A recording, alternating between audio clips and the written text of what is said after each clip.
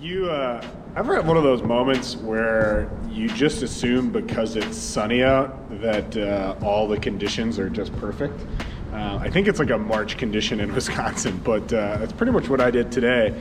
Really kind of a short, quick trip today. Got a new GoPro, which I'm filming on now, so you'll have to let me know what you think of the video quality. And what I'm hoping is better mic quality today, because it was a little bit of a struggle in my last videos. But want to explore a little bit of a new stretch of a river that I pretty commonly fish, and see if I can maybe key in on some trout. We've got a little bit of problem still with snow runoff.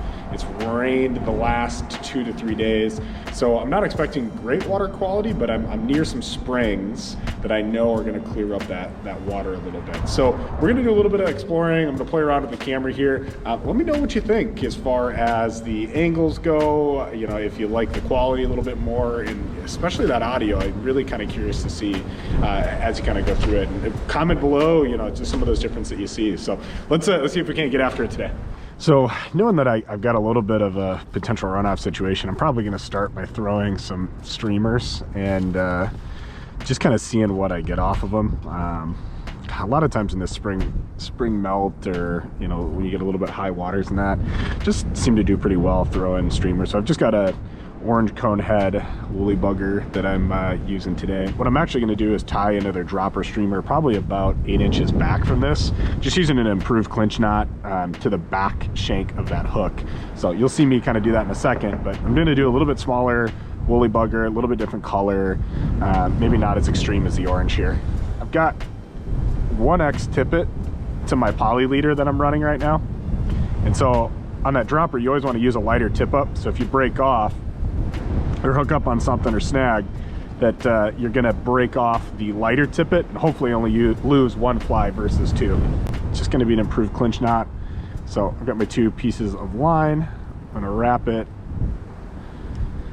It varies depending on the line size. For thicker tippet like this, I'm usually gonna wrap it about 6 to 8 times. And then you're actually gonna bring that tag end through the loop at the shank of the hook. Pull that through. And one thing that's important here, you don't have to pull this tag in more than to just get that line seated. Wet that line. Now you're going to pull that tight. With an improved clinch knot, you should see that line should stick 90 degrees up if you've tied it right. Like you said, going for a little bit different size and color than what we've got on here. So I've got black and orange. I'm going to probably tie on one of these smaller olive woolly buggers here. These got the rubber legs and a little bit of flash in the tail. Just different presentation, just to see if one hooks up on another. I'm doing way better on one color than the other. I might move to 2 of those, you know, or of a different size potentially, just depending on what I start seeing strike wise. One of the things you always want to keep in mind whenever you're doing a dropper rig, the heavier fly is always going to be your lead fly or your first fly, and then the lighter one's going to be that dropper or the second fly in there. When you're actually throwing that line out, you want to make sure the weight disperses correctly, and this will help do that. The other thing, when you're throwing streamers or 2 pretty heavy flies, you don't want a ton of tippet between it. This is probably as far as you should go. This is probably almost a foot, maybe 8 to 10 inches. I've even done it as short as 6 inches or so, and run them behind there. So it just gets a little bit too long, and especially when it's in the water, it's sometimes hard to detect a bite. So if I'm finding strikes on this one and not hooking up on them, I'm going to cut this probably another 3 inches and move it up. I've also got my nymph pole set up over there, and we'll throw that out as well. Caddis are starting to hatch in this area here, so I've got little caddis wet fly on the bottom, and you know, for melt off situations like this or really runny water, I'm going to go with a squirmy worm, right? The purists might not like it, but at the end of the day, it's what catches fish.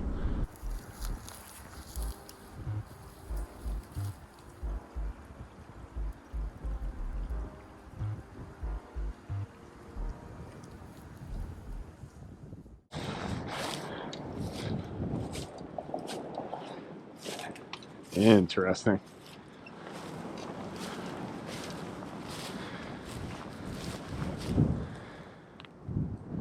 Boy, curious, what do you think did this? We got a muskrat, 2 dead geese here. I know we got some coyotes in the area, So I guess it could be that, but I've never seen something pool its food together like this. Seems kind of weird, and then not eat a large majority of it. But obviously got a muskrat over here, which doesn't look like it was really touched. Obviously that goose was tore into, but this one looks to be untouched overall. Yeah, I'm curious. I mean, let me know. Guys, leave me some comments. I'm curious to see what you think happened to these guys. For those of you that maybe are just starting trout fishing, or maybe new to kind of fishing creeks or rivers, especially here in the Driftless, you might hear people talk a lot about springs. You know, you got to find the springs in the river. It's where the clear water are. If you've never actually seen one before, let me kind of show you what something like that looks like. So this is actually a spring coming up out of the bottom of the water here. So that's all fresh water coming up out of the ground. And you'll notice this water is pretty much crystal clear here.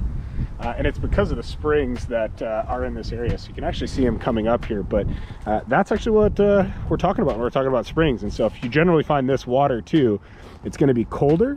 And it's also generally going to hold more trout than I would say a non-spring area, just because of the water quality and the colder water it generally has.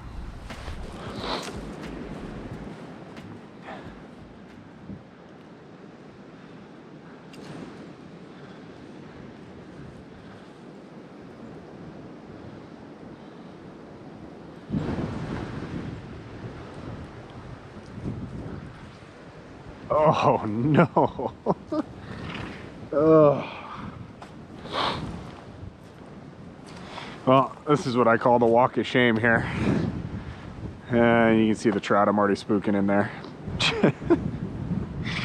Well, I guess that's what you get for 15-mile-per-hour winds, huh? Yeah, if you ever want to know what fly fishing is really like, it's 60% this and 30% almost catching a fish, and then 10% actually catching one. Well, sorry trout for disturbing your little pool.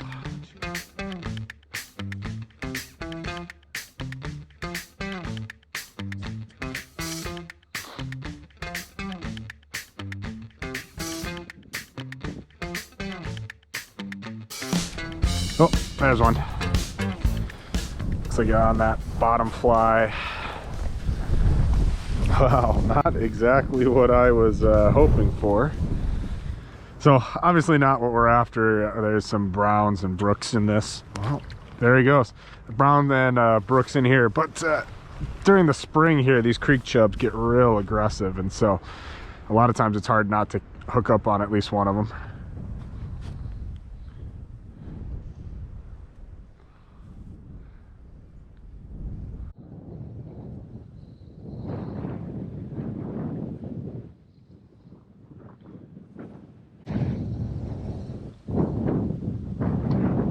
Oh, we got one. Looks like a little brown. I just barely saw that. Let's get him in the net here. Just barely saw that strike indicator move. Really pretty colors on this guy. He's got his white fins.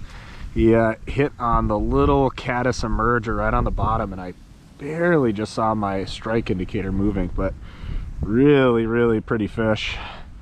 One more quick look at this guy, and we are gonna watch him swim off here. And there he goes.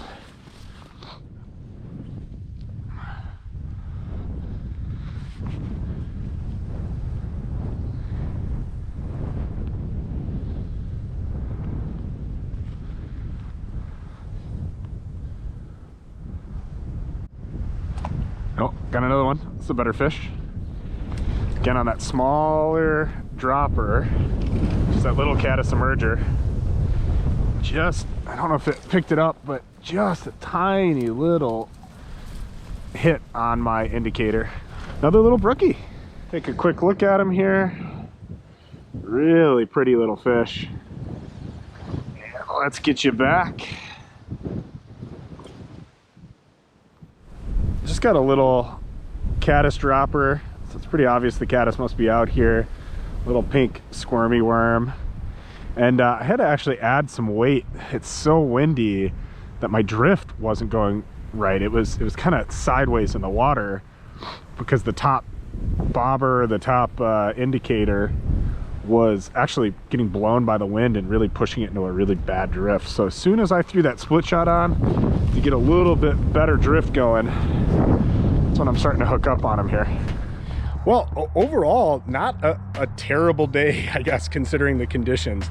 Maybe not the monster trout that everyone looks for in a YouTube video, but probably the realistic trout given 15-mile-per-hour winds and everything else that, you know, we were kind of dealing with condition-wise. The runoff didn't end up being as bad as what I thought it was, and it's probably due to the springs and how close we were that I was talking about earlier in the video. The other thing, you know, keep in mind in those windy conditions, I talked a little bit about the split shot and adding that on in nymph rigs. Ultimately, that's what led to me actually catching some trout today. And I always talk about the small details when it comes to trout fishing, and that's a really good example of it. Other than that, my hope is you learned a couple things. If you did, I could have you doing a favor for me. I'm still a new channel, and so sharing out this content, getting the word out, and hopefully helping more people is really what I'm after. So if you can help me do that, and the typical YouTube stuff of liking and subscribing, and honestly just leaving me some comments. I'd love to hear what you liked on the video, or what things you'd like to see, you know, in future content. That's really what I want to tailor this towards. Other than that, my hope is you go out and you start enjoying some of this weather, because it is looking like some pretty decent days ahead, and I think the trout fishing is only going to continue to heat up from here. So hopefully you get some time on the water, and hopefully I get to see you out there one of these days fishing the same stream.